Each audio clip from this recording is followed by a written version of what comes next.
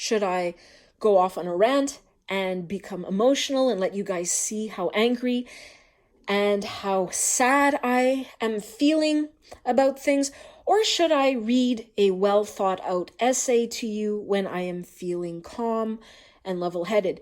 I have friends in the field of mental health who say it is best to present an argument when you are feeling calm, when you are in what they call wise mind, because it is difficult to remain rational when you're feeling very emotional. So I've been trying to do a mix of both on this channel, and I'm actually going to do a mix of both in this particular video.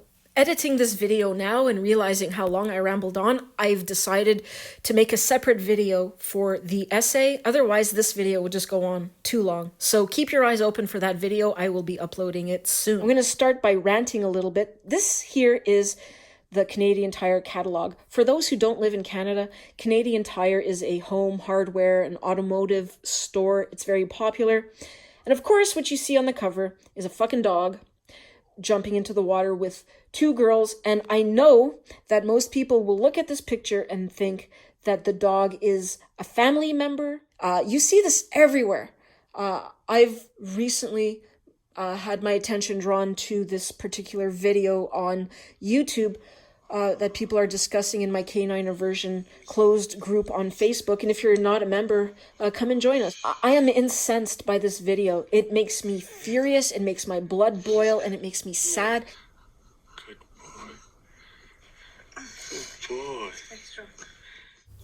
You know, aside from exposing this poor baby to these unpredictable predators, and also exposing this poor baby to a host of zoonotic diseases that dogs carry, bacterial and viral diseases, as well as parasitic diseases. What really annoys me about the video is how they keep repeating, good boy, when the dog has done fuck all. People do it all the time. They will say good boy to their dogs when the dog is just behaving in a totally random fashion. It's as if these dog owners need to persuade themselves that their dogs are doing something virtuous when they're not. They're just being dogs, sniffing. Look at the way this guy is having to hold it back, forcefully push its face away from the poor infant. This poor baby did not ask for this intrusion into her personal space, right? But really, good boy for what? For not biting her? For not jumping on her and injuring her? Would you praise a human child in the same manner?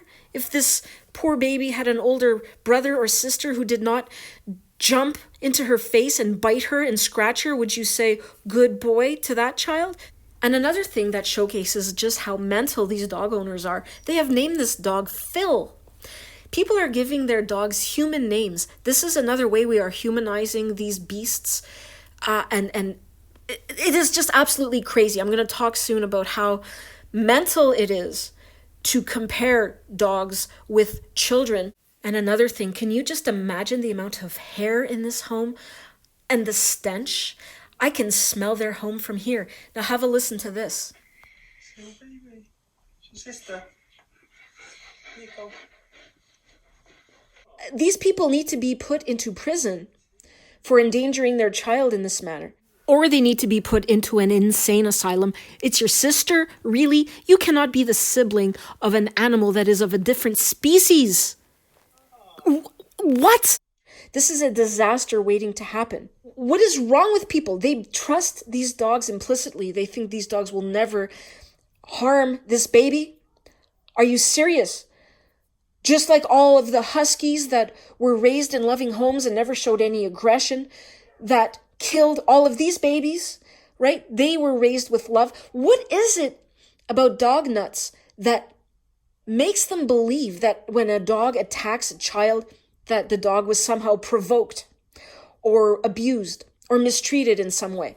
They have no proof whatsoever, no evidence to back this up, yet that's what they believe firmly. And if you challenge that belief, they will attack you and call you crazy, call you an animal hater. An animal hater, really? Okay. Here, this is the cover, right? Fucking dog. Check out what's on page 2.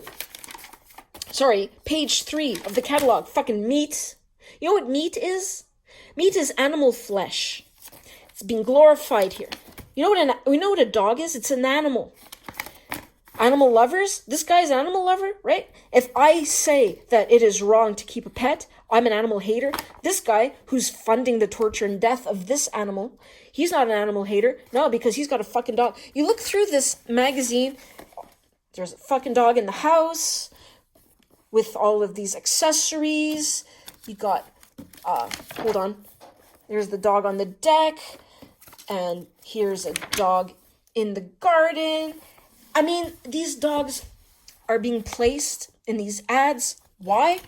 Because Canadian Tire has partnered with Petco to bring you an exclusive line of premium food treats and accessories. How much money did Petco pay Canadian Tire to put all these fucking dogs in their magazine?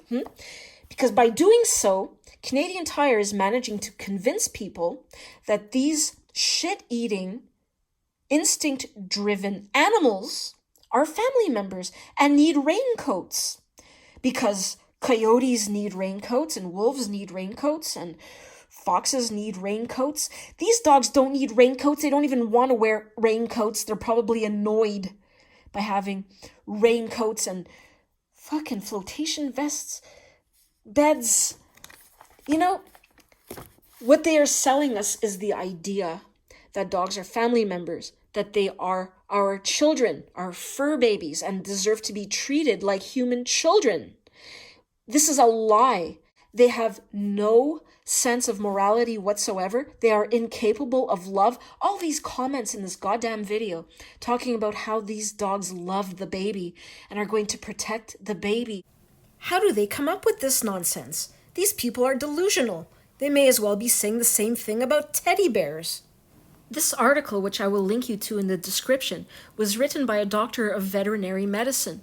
She writes that children under the age of 3 move quickly with high-pitched noises. The infant lying on a bed or blanket looks like small wounded prey. It does not look like a sibling to the dog. It does not look like a member of the family that it has to protect. The horrible stories of infants attacked by dogs are often the result of a child left alone with the dog. Not always. Sometimes the adults are present, but it just takes a few seconds. The dog sees the movement and noises of the child pouncing and grabbing around the head, legs, or arms. Does this sound like the behavior of a loving sibling, of a protector? No, it doesn't, because the dog does not love that baby. The dog does not care about the baby at all. It sees the baby as prey. And it's only suppressing its instinct to attack the baby because you are around. Why on earth would you want such a creature in your home? Like this doctor of veterinary medicine writes, the dog may just stare at the baby when the owner is present, and the idiot owners, like the ones in the video, misinterpret this as interest. The dog is not interested, it's not loving, it's not thinking anything. It wants to eat the baby. And some dogs have a higher prey drive than other breeds. And like I already told you guys, Malamutes and husky type dogs have a very high prey drive. So this is not the type of dog you want to have in your house. Not that any dog is safe. They are all dangerous, as I have talked about in my videos. But they have a higher than average prey drive. So why on earth would you want one in your home? And why would you fool yourselves into believing that these are safe animals to have around your kids? They're not. And who on earth can watch their child and watch their dog every second of every minute of every hour of the day? What kind of life do you have? I mean, what? I'm linking you to another article written by somebody who has worked with dogs for more than 15 years in obedience tracking and behavioral rehabilitation. And she has a little bit of a different take on it. She talks about prey drive, that it is fairly common to witness in dogs. This is what you see when a dog is playing fetch, chasing squirrels or cats. But that the majority of dogs with a high prey drive will, although they like to chase, they are not likely to kill or even injure the animal. This is due to domestication and breeding practices that have softened the predatory aspect of the prey drive. Then she talks about predatory drift, which is a glitch in the system, so to speak. And she stresses that it is not aggression, although it often gets labeled as such by those unfamiliar with it. Predatory drift is when a dog gets aroused by the high-pitched sounds, the energetic struggles, or the frenetic behavior of an animal, or even a person in distress, and becomes predatory towards it. The dog focuses with great intent on the object of its arousal. The limited research on the subject suggests that any dog has the potential to drift from prey drive to predation. Dogs that have never shown any predatory proclivities, past aggression to other dogs, and even dogs that are considered well socialized can display it. It happens in an instant and is generally not preventable. She writes that anecdotally speaking, dogs have observable personality traits that make it easier to determine whether or not they will have the, quote, drift. Now, anecdotally speaking, if you spent hours upon hours upon hours reading reports of dog attacks like I have, most of the time, these owners did not see it coming. They had no idea their dogs were capable of such behavior. So, if you're going to blame it on the owner, and say that the owner didn't see the signs or whatever, was not in tune with their dog's personality or whatever, you have to realize that most people are unable to assess whether or not their dogs have these so-called personality traits. I don't even think that this is true. I think this is bullshit. But anyway, even if it were true, you still have to ban dog ownership because there is no way you can regulate who gets to own a dog. You can't make a person pass a test and then prove that they're capable of determining whether or not their dog has these certain personality traits, which will make it more likely to have the drift. And let's say we did devise some sort of test to assess people's ability to recognize these traits in their dog. Who's going to pay for all of this testing? The taxpayer? Yeah, no thanks. And what is up with that dog's hideous tail? Disgusting. These dogs are not healthy. They are obese. And that's another thing. It is cruel to keep these dogs indoors. I don't know where this family lives, but these dogs belong in the Arctic, in sub-zero temperatures, outdoors. They are not happy inside your house. It is cruel to keep them cooped up indoors. There are certain things that humans do that are dangerous, but they need to do them, such as drive cars, okay? It's a dangerous activity, but people need to do that. A lot of people need to drive cars. Nobody needs to own a dog. Dogs are completely worthless and useless and unnecessary, unlike cars, all right? But even if we did devise some sort of test and it was somehow paid for, what good would such a test be when the traits we're talking about here are all anecdotal in nature? There is no empirical evidence here. So you can't do any reliable testing of any sorts. That is why the only solution is to ban dog ownership outright. Just ban them all. And another thing, these lunatics are so stupid. They actually believe their dogs are smiling when the dog is regulating its body temperature by pulling the corners of its mouth upward so that its tongue can stick out. It is simply regulating its body temperature, but these fanatics, they just believe that the dog is smiling and it's so cute. Oh, mental. This is absolutely mental. Another thing I think is very curious is how they're talking about that predation, the predatory instinct, and how dogs are triggered by loud noises, high-pitched noises, and sudden movements.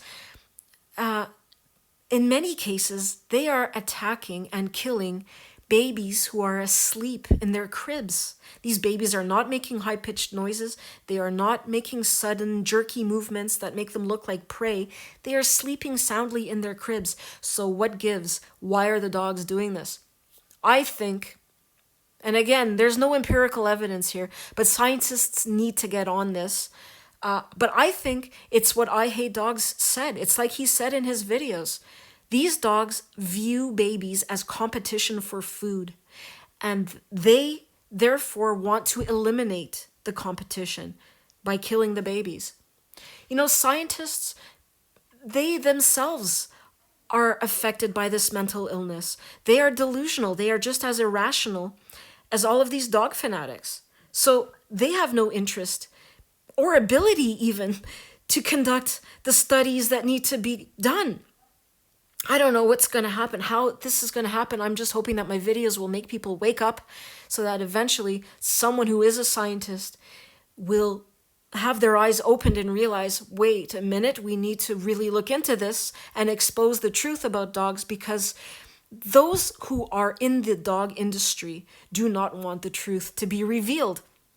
They're not going to print this information on magazine covers, because if they do that, they're going to lose a lot of money. People will decide they do not want these unpredictable beasts in their house. Once they learn that dogs do not love, do not have empathy, cannot discern right from wrong or good from bad, do not experience any remorse. I mean, I could go on, and I have in all my videos. Please check them out. But the only way to ensure a safe upbringing for children is to ban them from our homes, ban them from our communities. Dogs are not family members. Their brains are so tiny and so different from ours that they view children as prey, not as siblings, not as family members. They don't give a shit about us. They just want food because that's all their brains are capable of. I don't understand how these people can call themselves animal lovers. As someone said recently on one of my videos in the comments, she wrote, if you're an animal lover, if you care about animals and you are funding the torture and death of one factory farmed animal per day to feed your dog, it makes more sense to kill your dog out of compassion, to save the lives of all those factory farmed animals. I've been saying this for ages, and it's so true. You cannot be an animal lover if you are funding the pet food industry. If you're funding Petco, Petco doesn't give a shit about animals. This video and the many others like it on YouTube, and all the people in the comments, all of these people praising this behavior, glorifying this behavior is child endangerment. It needs to be criminal. These people need to be put behind bars for putting their defenseless, fragile baby in such a dangerous situation. These instinct-driven predators can snap at any moment and decapitate this newborn. You know, these dogs may have been raised with love, but so are all these huskies that killed infants as they slept in their cribs. And why? Because they're predators. Does not matter how you raise them. This is being proven over and over. Yet these deranged lunatics still cling to this erroneous idea that it somehow makes a difference if you raise them with love or train them well or whatever. Despite the mountains of evidence, there's no getting through to them. I watched this video recently. You might want to check it out, about narcissism. I've talked about how these dog people have narcissistic traits. They're saying don't even bother explaining to a narcissist, because you feel like there's this miscommunication, like they're not hearing what you're saying. They do hear what you're saying, but the miscommunication is in their own brains. They don't process things the same way we do. They're not rational. They are delusional. So don't even bother. So I'm making these videos not to try to persuade these deranged lunatics that they are misguided and wrong, but I'm making these videos for people who still retain some sanity and are perhaps, like I was, a dog owner who is not so far gone. They don't worship these things and are maybe on the fence and don't really know what to think. So anyway, that's my rant for today. And now I'm going to read to you a well thought out essay. But that's going to be in my next video because, like I said, I rambled on longer than I thought I was going to. And one last thing. It says in the video that these people still have not named their baby girl. And they're asking for suggestions. Well, I'm going to make a prediction. I think they're going to end up naming her Lassie. The future is dog-free.